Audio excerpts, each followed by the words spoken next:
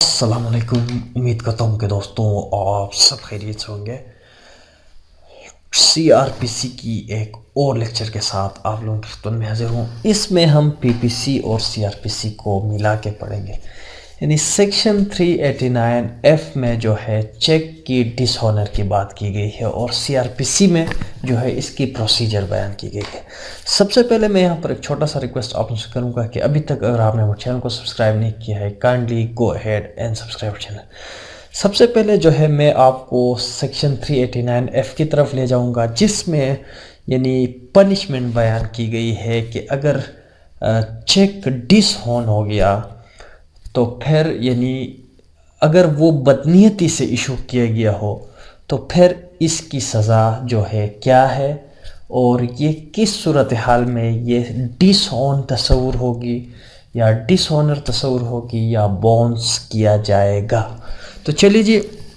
देखिए सेक्शन 389 में कहता है अगर आप यानी कोई ऐसी चेक इशू करते हो जो कि यानी आप बतौर परफॉर्मेंस ऑफ योर ड्यूटी या आप यानी कर्ज़ की अदायगी के लिए अगर कोई आप चेक इशू करते हो और वो बदनीयती से इशू करते हो और वो जो है डिसऑन हो जाती है तो फिर आपकी सज़ा 3 साल कैद और इसी के साथ साथ जुर्माना भी हो सकता है। हाँ, अगर आपने चेक इशू की है और इसके बाद जो है आपकी बदनीयती नहीं है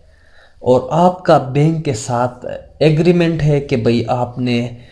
ओवर ड्राफ्टिंग फैसिलिटी बैंक से अवेल की है, आपने बैंक से ये एग्रीमेंट किया है कि जनाब अगर हम कोई चेक इशू करें, अगर हमारे अकाउंट में बैलेंस कम हो तो फिर आप ऐसा करें कि आप ओवर ड्राफ्टिंग फैसिलिटी दें हमें, इसके बाद जो है हम बाद में आपको पे करेंगे। अगर बैंक ने आपके साथ एग्रीमेंट की है, एक्सेप्ट की है आपके टर्म को, तो फिर ठीक है।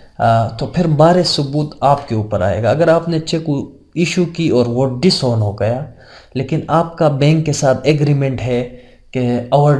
ड्राफ्टिंग फैसिलिटी आपने अवेल की है और इसके बाद जो है बारे सबूत आपके ऊपर आएगा, बर्डन ऑफ प्रूफ जो है आपके ऊपर आएगा। आपने क्या साबित करना है कि भाई आपके बैंक के साथ एग्रीमेंट थे, इसलिए आपकी लायबिलिटी नहीं आती, वो बैंक की लायबिलिटी आती है। यहाँ एक एक्सेप्शन है, वो एक्सेप्शन ये है कि अगर आपने ओवर ड्राफ्टिंग फैसिलिटी अवेल की है तब जाके अगर आपकी चेक डिसऑन हो जाती है तो फिर आपके ख़िलाफ़ क्रिमिनल प्रोसीडिंग नहीं हो सकती, क्योंकि यहाँ पे आपकी गलती नहीं है, आपकी बदनीयती शो नहीं हो रही है। बदनीयती जो है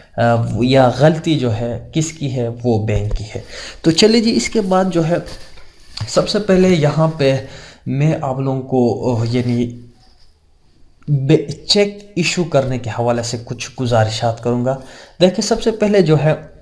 जिस तरह मैंने आप लोगों को बताया कि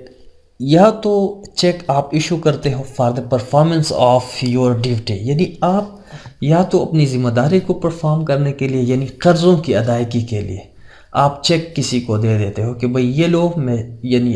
अपने 20 लाख रुपए चेक लिख के दे देते हो। अगर वो बैंक चला जाता है और वहाँ पे जाके देखता है कि आपके अकाउंट में पैसे नहीं हैं तो फिर ये डिसऑन हो गया। इसका मतलब ये है आपने पैसे यानी चेक इशू किया है। देखिए याद रखें, यह एक ऐसा मामला है, चेक यहाँ पे एतमाद का रिश्ता है। आपने चेक इशू किया और सामने बंदे की ब्रेकअप हो गई, यानी उसकी दिल टूट गया कि भाई आप वो 20 लाख रुपए के लिए वो बैंक चला गया, वहाँ से यानी बैंक मैनेजर ने रिस्पॉन्स दिया कि भाई ये जो है इसमें हम इस अकाउंट में तो पैसे ही नहीं है। ज़ाहिर है उस बंदे की ब्रेकअप हो गई, तो अभी जो है उसका दिल टूट गया, एक तरफ से दिल टूट गया, दूसरा जो है it is criminal breach of trust also. तो उसकी जो है ट्रस्ट है, आपके एतमाद ख़त्म हो गई, आपने उसके एतमाद को नुकसान पहुंचाया। इसके अलावा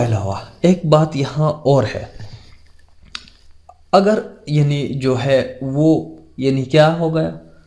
वो डिसऑन हो गया, अभी उसके पास क्या ऑप्शन है? चेक आपने इशू कर दी, वो डिसऑन हो गया है, उसके पास अभी ऑप्शन ये है کہ وہ یعنی بینک مینیجر سے یعنی اس چیک کے حوالے سے جو بھی یعنی ان کی فارمیلٹی ہے اس کے بنیاد پر آپ کو جو ہے لیگل نوٹس بھیجے گا، اور جو ہے 14 دن کے اندر آپ نے کیا کرنا ہے، جس نے یعنی چیک ایشو کی تھی اس کو یعنی کیا کرے گا، لیگل نوٹس بھیجے گا کہ بھئی آپ نے جو چیک مجھے دیا تھا، ایشو کیا تھا، وہ ڈس آن ہو گئی ہے۔ تو اس وقت جس نے ایشو کیا تھا اس کی ذمہ داری ہے وہ 14 دن کے اندر جو ہے اس کی اپنی ذمہ داری فلفل کرے، یا اس کی داد رسی کسی طریقے سے کرے، اس سے کہے کہ بھئی میں آدھا دے دیتا ہوں، آدھا یعنی ایک انسٹالمنٹ میں آپ کو دے دیتا ہوں، یعنی اس کے ساتھ کوئی یعنی کمپرومائز کرے۔ اگر وہ 14 دن کے اندر بالکل جواب نہیں دیتا تو پھر جو ہے ابھی یعنی جس کی چیک ڈس آن ہوئی ہے وہ جو ہے اس کے خلاف کرمنل پروسیڈنگ اسٹارٹ کر سکتا ہے۔ یعنی کرمنل پروسیڈنگ کس طرح اسٹارٹ کرے گا، وہ یعنی جو چیک ہے اس کو لے کے جائے گا، اس کا ایک کاپی بنائے گا اور تھانے میں جائے گا اور ایف آئی آر جو ہے کٹوائے گا اس کے اوپر 489 F کے نیچے۔ ہاں ابھی جو ہے اس کے خلاف کرمنل پروسیڈنگ سٹارٹ ہوگی، عدالت میں جائے گا، اور ایک بات یہاں ذہن میں رکھے، اور یہ جو جرم ہے یہ ناقابل ضمانت ہے، نان بیلیبل، اور یہ بہت یعنی خطرناک جرم ہے، اور یہاں پہ یعنی ایک چیز کو ثابت کرنا، اپنے آپ کی دفاع کرنا بھی یہاں مشکل عمل ہے۔ یہاں پہ ہم نے اکثر دیکھا ہے کہ لوگ 10-15 دن تک ان کی بیل نہیں ہوتی، یہ انتہائی غور کرنے کی بات ہے۔ بہرحال اگر آپ چیک ایشو کرتے ہو انتہائی غور سے، سنجیدگی سے آپ نے ایشو کرنا ہے، آپ نے دیکھنا ہے کہ آپ کے اکاؤنٹ میں بیلنس ہے یا نہیں۔ اگر آپ کے اکاؤنٹ میں بیلنس نہیں ہے اور دوسری طرف آپ نے بینک کے ساتھ کوئی ایگریمنٹ بھی نہیں کیا ہے، اوور ڈرافٹنگ فیسیلٹی نے بھی آپ نے اویل نہیں کی ہے، اور آپ سینے تان کر کے یعنی آپ چیک ایشو کرتے ہو اور سامنے یا آپ کی سادگی ہوتی ہے، دیکھو لا میں ignorance of law is not excuse, یعنی اگر آپ کو کوئی چیز پتہ نہیں ہے تو پھر آپ عدالت میں جاتے ہو، سر یہ تو ہمیں پتہ نہیں تھا، میں نے جو ایشو کیا تھا۔ دیکھو قانون آپ کو یہ نہیں دیکھتا کہ بھئی آپ کو پتہ تھا یا نہیں تھا، لیکن آپ کو پتہ ہونا چاہیے، آپ نے ایسا یعنی ایک کام نہیں کرنا ہے، آپ نے غور کرنا ہے، اگر آپ کے یعنی پاس بیلنس ہے تو آپ یعنی اس کے مطابق جو ہے چیک ایشو کریں۔ ابھی بات آتی ہے ایک تو ہم نے بتایا کیا، ایک تو ہم نے ڈسکس کی کہ ایک چیک ایشو ہوتا ہے یعنی for the performance of his obligation آیا for the payment of loan, ایک تو یہ ہو گیا۔ دوسرا ہے یعنی ایک شورٹی، بطور شورٹی بھی لوگ چیک دے دیتے ہیں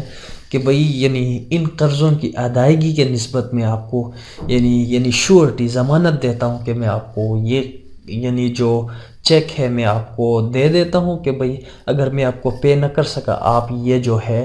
یعنی یہ چیک سے آپ یعنی پیسے نکالیں۔ ابھی بات یہ ہے کہ ایک بات ذہن میں رکھیں، جب آپ بطور ضمانت اگر کوئی چیک ایشو کرتے ہو تو آپ نے ضرور اس چیک کے بیک میں لکھ دینا ہے this check is issued as شورٹی، یعنی یہ بطور ضمانت ایشو کیا گیا ہے، یعنی یہ چیک جو ہے بطور ضمانت ایشو کیا گیا ہے، اس کے بیک میں لکھیں۔ اگر آپ نہیں لکھیں گے تو پھر against ignorance of law is not excuse, یہ آپ کی نیگلیجنس ہے۔ اگر وہ کل کو جا کے یعنی وہ